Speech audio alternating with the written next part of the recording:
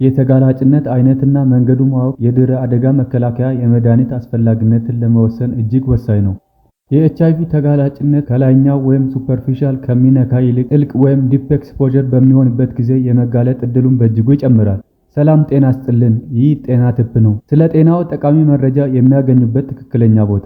እንኳን ወደዚህ ቻናል በሰላም መጣችሁ። ብዙ ሰዎች በኤችአይቪ ከተጋለጡ በኋላ የአስቸኳይ ሕክምና እንዳለ አያውቁም። ነገር ግን በዚህ ጉዳይ ላይ ጊዜ በጣም ወሳኝ ነገር ነው። ማድረግ ያለብንን ማወቅ እንዲሁም ሌላኛው ትልቅ ልዩነት ፈጣሪ ሆኖ እናገኘዋለን። በጤና አጠባበቅ በስራ ቦታ ላይ ያሉ አብዛኛዎቹ ጉዳቶች ከተበከሉ ሹል ነገሮች የሚደርስ ጉዳቶች ናቸው።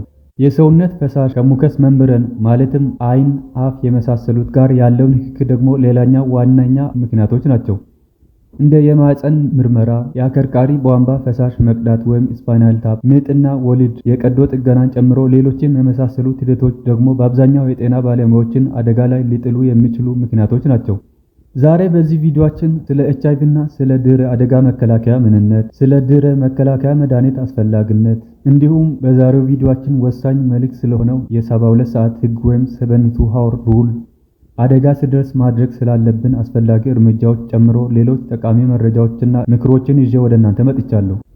ቻናላችን ጤና ቲፕ አዲስ እንደመሆኑ መጠን የጤና መረጃን ለሁሉም ተደራሽ ለማድረግ ቪዲዮውን ላይክ እንዲሁም ቻናሉን ሳብስክራይብ በማድረግ ቤተሰቡ ነው። የእናንተ ላይክ ቪዲዮ ለሌላው እንዲደርስና ለሰው ልጅ ውዱ የሆነውን ጤናውን እንዲጠብቅ ስለሚረዳ ላይክ በማድረግ የበኩላችሁን አስተዋጽኦ አድርጉ። ብዙ ሰዎች በዚህ ሳቢያ በመረጃ እጥረትም ሆነ በእውቀት ማነስ ሰለባ ስለሚሆኑ ቪዲዮውን ሼር በማድረግ ለወዳጅ ጓደኞቻችሁ ይህን መረጃ አጋራቸው። እስከ ቪዲዮ መጨረሻም አብራችሁን ሁኑ።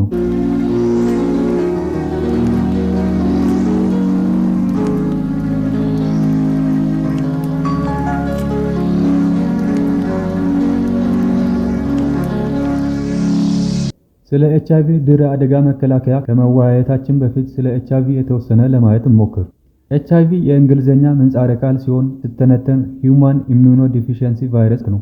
ትርጉሙም የሰው ልጅ የበሽታ መቋቋም ብቃት ማነስ የሚያመጣ ቫይረስ ማለት ነው። ይህ ቫይረስ የሰውነታችን አይደፈረ ስርዓት ወይም ኢሚዩኒቲ ሲስተም በተለይም ደግሞ CD4 ህዋስን በማጥቃት ሰውነታችን ብክለት፣ በሽታና የተወሰኑ ካንሰሮች መከላከል እንዲከብደው የሚያደርግ ነው። ሕክምና ካልተደረገለትም ኤችአይቪ ወደ ኤድስ ሊያድግ ይችላል። ይህም የኤችአይቪ ከፍተኛ ደረጃ ነው። ዛሬ በዚህ ጊዜ ለዘመናዊ ሕክምና ምስጋና ይግባውና ከኤችአይቪ ጋር የሚኖሩ ሰዎች ጤነኛና ረጅም ዕድሜ መኖር ችለዋል። ከዚያም አልፎ የኤችአይቪ ብክለት አንዳንድ ጊዜ በድህረ አደጋ መከላከያ ሊገታ የሚችል ነው። የኤችአይቪ ድህረ መከላከያ ማለት በኤችአይቪ ከተጋለጥን በኋላ ለአጭር ጊዜ የሚወሰዱ በቫይረሱ የመበከልን ተጋላጭነት የሚቀንሱ መድኃኒቶች ናቸው። ይህ ክትባትም መዳኛም አይደለም፣ ድንገተኛ መከላከያ ሕክምና ነው እንጂ። የኤችአይቪ ተጋላጭነት ከላይኛው ክፍል ወይም ሱፐርፊሻል ከሚነካ ይልቅ ጥልቅ ወይም ዲፕ ኤክስፖዠር በሚሆንበት ጊዜ የመጋለጥ እድልን በእጅጉ ይጨምራል። የምንጭ በሽተኛው ወይም ሶርስ ፔሸንት የጤና ሁኔታ ለምሳሌ የተወሳሰበ በሽታ ካለበት፣ እንደ በሽታው ደረጃ ከፍ ያለ ከሆነ፣ የቫይረሱ በደም ውስጥ መጠን ወይም ቫይረስ ሎድ ከነፃ ቫይረሶች መጠን ከሴል ጋር ከተያያዘው ቫይረስ በተቃራኒውና በመነሻ ሰው ውስጥ ያሉ የጸረ ኤችአይቪ መኖር ካሉ አደጋውን በከፍተኛ ሁኔታ ይጨምራል። በተመሳሳይ መልኩ በደም ወሳጅ ቧንቧዎች እንደ አርተሪ ወይም ቬን ያሉ የደም ስሮች ውስጥ ከነበረ የመሳሪያ ጉዳቱ የደረሰበት ለኤችአይቪ የመጋለጥ እድልም ይጨምራል። ታዲያ መቼ ነው ድህረ ኤችአይቪ መከላከያ መድኃኒት የሚያስፈልገው? የኤችአይቪ መከላከያ መድኃኒት በሚከተሉት ሁኔታዎች በኋላ አስፈላጊ እንደሆነ ይታመናል። ከጾታዊ ግንኙነት በኋላ ለምሳሌ ጥንቃቄ የጎደለበት ልቅ የሆነ የግብረ ሥጋ ግንኙነት ጊዜ፣ በግንኙነት ጊዜ የሚፈጠር የኮንዶም መቀደድ ሲኖር፣ በጾታዊ ትንኮሳ በመሳሰሉ ክስተቶች ወዘተ። ሁለተኛው ደግሞ በስራ አጋጣሚዎች ለምሳሌ በመርፌ የመወጋት ጉዳት ሲደርስ፣ በተለይም በጤና ባለሙያዎች ዘንድ በደምና በንፋጭ ገለፈት ወይም ሙከስ መምብረን እንደ አይን፣ አፍ ያሉት ጋር የሚፈጠር ንክኪ፣ በሌሎችም ግልጠቶች ለምሳሌ መርፌና ስሪንጅ በጋራ በመጠቀም ወይም በመዋስ፣ ኤችአይቪ ያለበት ሰው ጋር የሚፈጠር የደም ንክኪ የመሳሰሉት። የ72 ሰዓት ህግ ወይም 72 ሃወር ሩል። ይህ የዛሬው ቪዲዮ ወሳኝ መልእክት ነው። ድህረ መጋለጥ መከላከያ መድኃኒቶችም በተቻለ መጠን ወዲያው መጀመር አለባቸው። ከፍተኛ ግልጠት ወይም ኤክስፖዠር በኋላ የሚመከረው ሰዓት 72 ሰዓት ወይም 3 ቀን ነው። ቶሎ መድኃኒቱ ሲጀመር በጥሩ ሁኔታ የመስራት እድል አለው። ነገር ግን ከ72 ሰዓት በኋላ ድህረ መጋለጥ መከላከያ መድኃኒት ውጤታማነቱን ስለሚቀንስ አይመከርም። የድህረ መከላከያ መድኃኒቶቹም የጸረ ሬትሮቫይራል መድኃኒቶች ውህደት ይገኙበታል። ሕክምናው በየቀኑ ለ28 ተከታታይ ቀናት እንደየታዘዘው መወሰድ አለበት።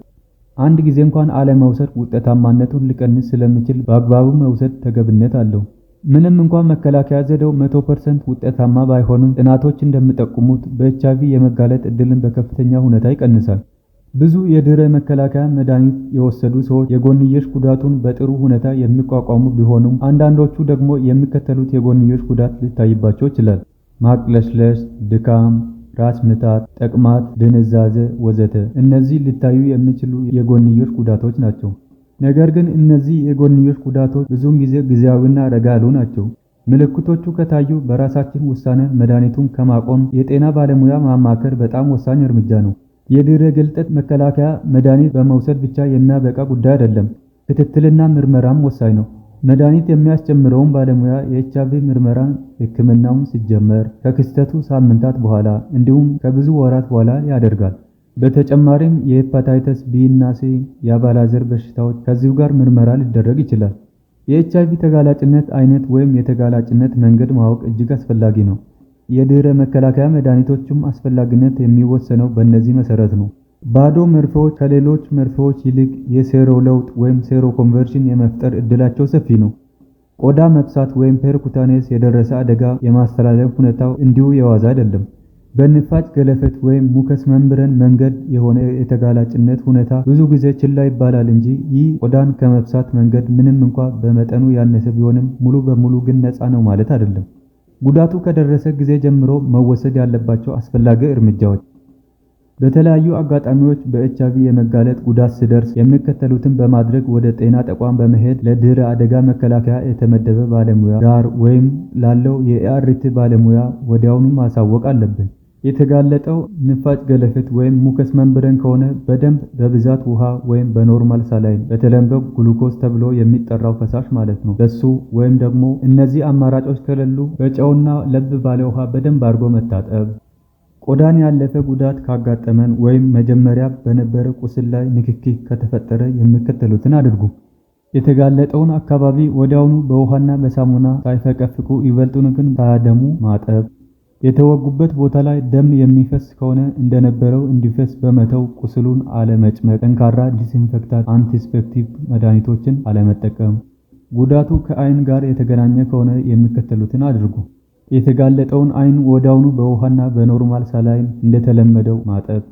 ከዛ ወንበር ላይ በመቀመጥ ጭንቅላትን ወደ ኋላ በማዘንበል ሌላ አንድ ጓደኛ በእርጋታ ውሃና ኖርማል ሳላይን በአይን ላይ እንዲያፈስ አድርጎ የአይኖን ሽፋሽፍት ወደ ላይ ወደ ታች በመክፈት በደንብ ማጽዳት። ነገር ግን በአይኖ ላይ ሳሙና ወይም ዲስኢንፌክታንት እንዳይጠቀሙ። ሌላው ከአፍ ጋር የተገናኘ ፈሳሽ ከሆነ ደግሞ የሚከተሉትን አድርጉ። ፈሳሹን ወዲያውኑ መጥፋት። አፍን በውሃ ወይም በኖርማል ሳላይን በመጠቀም በደንብ ማጠብና እንደገና መጥፋት። ይህንኑ ሂደት ለብዙ ጊዜ መድገም። በኤችአይቪ ከተጋለጡ የኤችአይቪ ምርመራን በየ6 ሳምንቱ በ12 እና በ24 ሳምንቱ ክትትል ማድረግ እንዲሁም የሚወሰነውን ውሳኔ እያዩ የሚገባውን ማድረግ አለብን። ለማጠቃለል ያህል ድህረ መከላከያ በኤችአይቪ የመጋለጥ እድልን መከላከል ይቻላል። በተቻለ መጠን ድህረ መከላከያውን ወዲያውኑ መጀመር አለብን። ከ1 እስከ 2 ሰዓታት ውስጥ መከላከያው ከተጀመረ ውጤታማነቱ ከፍተኛ ነው። መከላከያ መድኃኒቶቹም እንደታዘዘው ለ28 ተከታታይ ቀናት መውሰድ አለብን። የምርመራ ክትትል ቀጠሮን በሚገባ መከታተል አለብን። አስታውሱ፣ በአፋጣኝ እርምጃ ትርጉም ያለው ተጽዕኖ መፍጠር ይቻላል። ውድ ተመልካቾቻችን እስከ ቪዲዮ መጨረሻ አብራችሁ ስለቆያችሁ እናመሰግናለን። ቻናላችን ጤና ቲፕ አዲስ እንደመሆኑ ተደራሽነቱን ለሌላው ለማስፋት ቪዲዮውን ላይክ እንዲሁም ቻናሉን ሰብስክራይብ ማድረግ እንዳትረሱ። በቪዲዮ ላይ ያላችሁን ሐሳብ፣ አስተያየት እንዲሁም ጥያቄ በኮሜንት ማስቀመጫ ሳጥኑ ጻፉልኝ። በሌላ ቪዲዮ እስከምንገናኝ መልካም ቆይታ፣ ሰናይ ጊዜን ተመኘው።